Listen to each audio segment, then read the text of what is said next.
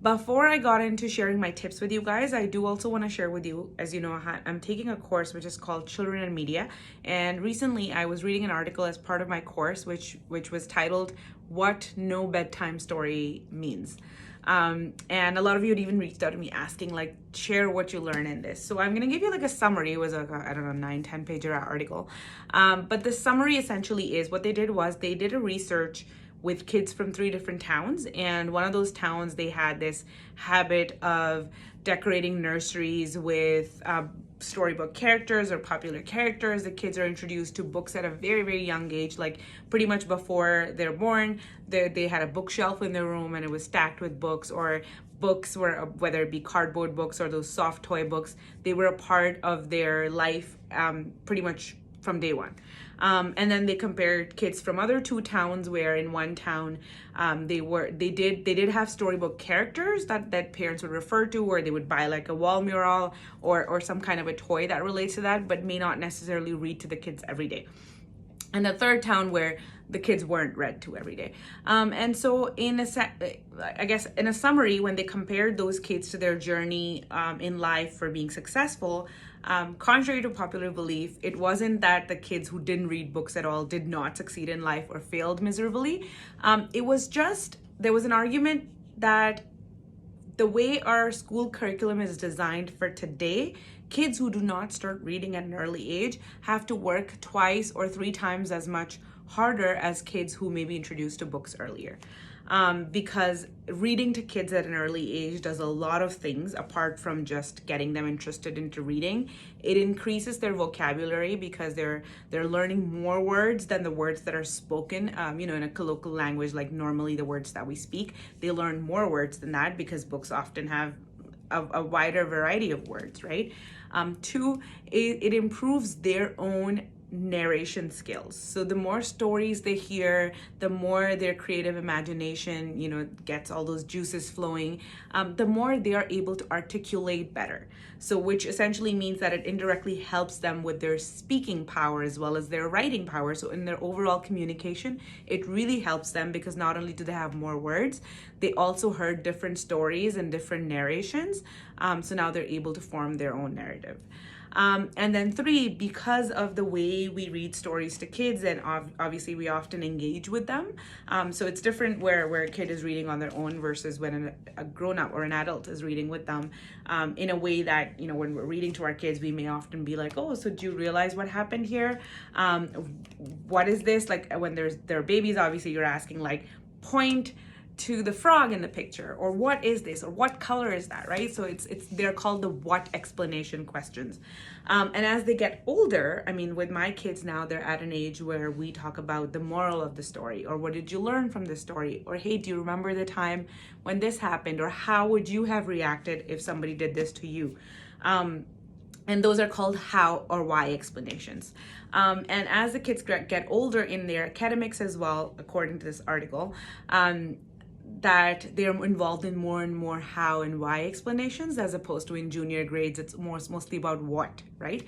And the more we read to them, the more kids learn to take away from the books and apply that to however that applies to their real life. So that was a gist of why it's so important, why bedtime stories are important. So not to say that your kids will not succeed in school if you haven't read to them from an early age, but yes, they would have to work 2 as hard as other kids who may be introduced to books at an early age. Take it. Now I'm going to share my personal tips for getting my kids to read more. The first and the most important one is always monkey see, monkey do. I think we've all heard like several quotes around this, that don't tell a kid what to do, show them how to do it. And so if you're on your phone before you go to bed and you're expecting your child to read before bed, that's not going to happen. If in your free time, all you do is, there's no judgment here, okay? I'm just sharing tips. If we're going to be watching TV all the time and then expecting them to read more, that's not going to happen. So kids would get into a habit of reading if there is a parent in the house at least that reads all the time. And I know this for a fact because this is what happened in my house, where they learned that when mom goes to bed, after a while she's just on her book right before bed, and that's where they caught on to that habit later on too. So of course that's one.